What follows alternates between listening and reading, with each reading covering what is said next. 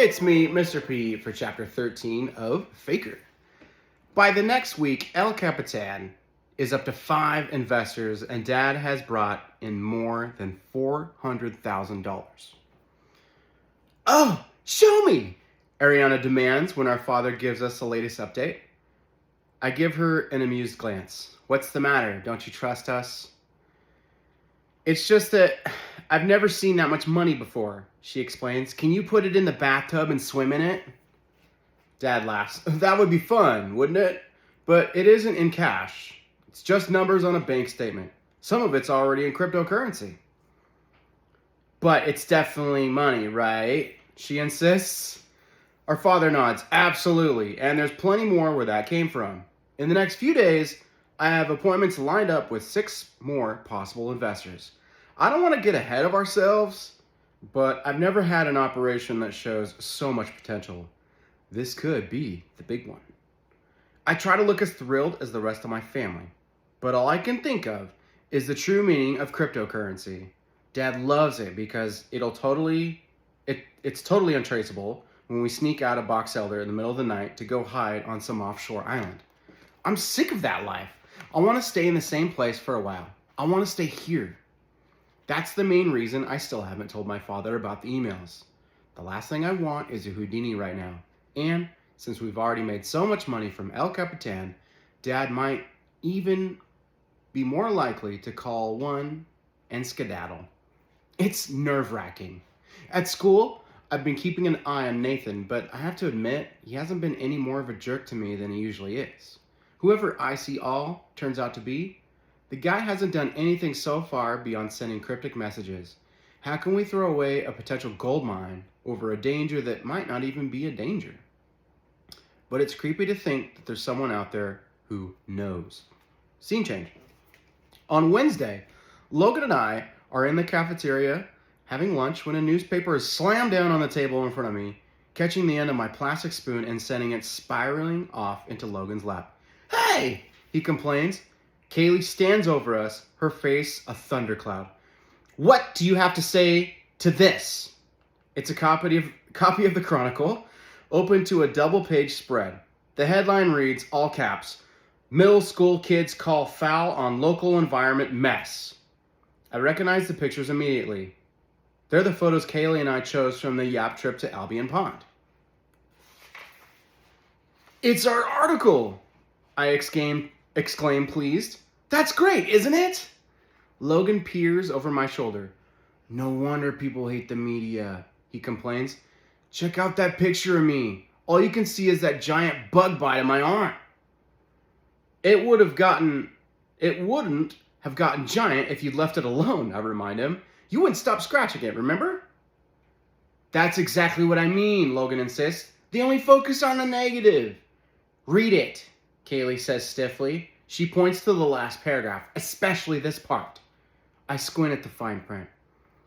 These dedicated youngsters, who call themselves Youth Advocates for Albion Pond, or YAP, envision the area as the park and recreation area it has been in the past. It wouldn't take much to turn this place into what it used to be, says Kaylee Novak, YAP president. It wouldn't even be that expensive for the town. But first, people have to care. It's impressive to see young people with such passion for improving their community. But the goal of a new park will surely be more complicated than these middle schoolers anticipate. The Albion Pond site has been chosen by the startup auto manufacturer El Capitan Motors as the location of its flagship factory. Factory? She practically spits. You're gonna build a car factory on Albion Pond? Not me, I defend myself. This is the first I'm hearing about it. Oh, sure, your father didn't mention it. She persists. Her voice drips with sarcasm. He drove that stupid red money mobile right up to the beach to rescue Logan's waterlogged butt. And he didn't say, this is where we're putting our factory? Don't make me laugh. He probably didn't know either, I argue. He's not the president of the company.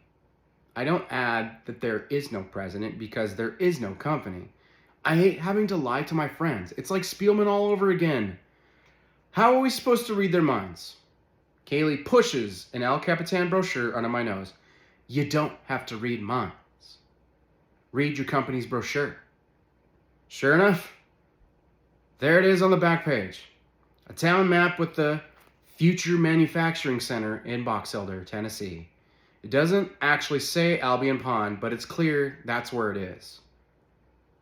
I never noticed that before. It's the truth. I never saw beyond the cool pictures and the slick presentation. Who thinks about the location of a factory that's never going to be built? Maybe it won't be so bad, Logan suggests. I mean, there won't be a park, but it should solve the bug problem. And a big factory would be good for the town. Lots of new jobs, right? She makes a face. Trucks roaring through the neighborhood day and night. Smokestacks pouring out pollution. You'll be fine in the point where the air is clean and the biggest danger is getting hit by a flying champagne cork. It's the rest of us that'll have to suffer. Maybe it won't happen, I offer. What I really want to scream is, you have nothing to worry about. It definitely won't happen. 0% probability. But I can't say that. And even if I could, how would I ever explain how I know? Yap is going to fight this thing, Kaylee declares. You're going to have to choose a side, Trey. Are you with us or with El Capitan? Oh, come on. Logan tries to stick up for me. How can you ask Trey to go against his own father? That's okay, I interrupt. I'll tell you right now, I'm with Yap. Is that going to get you in trouble at home? Kaylee asks. Absolutely not, I assure her. How can Dad get mad at me for opposing something that has no chance of ever existing? Logan fist bumps me. Yappers till the end. We're not yappers, Kaylee tosses over her shoulder as she heads for the food line. That sounds like we don't know when to shut up. I rest my case. Logan mumbles under his breath. Scene change. What the heck, Dad? I confront my father the minute I get home from school. Why don't you tell me that the El Capitan factory is supposed to go in Albion Pond? He looks up at me from his laptop. Get a grip, Trey. Do I really have to spell it out? What factory? You could have warned me at least, I say resentful. You didn't ask. You drove right up there with the El Capitan, I persist. It never occurred to you to mention that there's something special about this particular spot? I'm supposed to be a youth advocate for Albion Pond. My friends are going to think I'm stabbing them in the back. I needed to place a dot somewhere on a town map, he explains. Doesn't it make the most sense to put it where there's nothing? It's not nothing, it's Albion Pond. It's going to be a park. He frowns. Why are you getting so worked up about something that isn't even real? The factory isn't real, but my life is. I have to live in this town and go to that school. I joined Yap so I can meet people and help you bring in investors.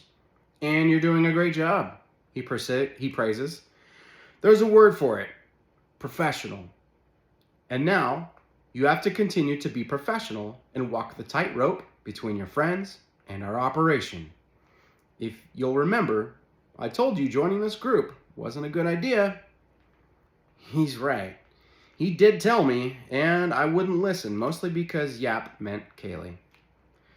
Well, if the factory isn't real, it shouldn't be hard to move it, I reason. All we have to do is announce that the company has chosen a different place. Now, you're not thinking, Dad tells me. Why would we draw extra attention to ourselves for no gain?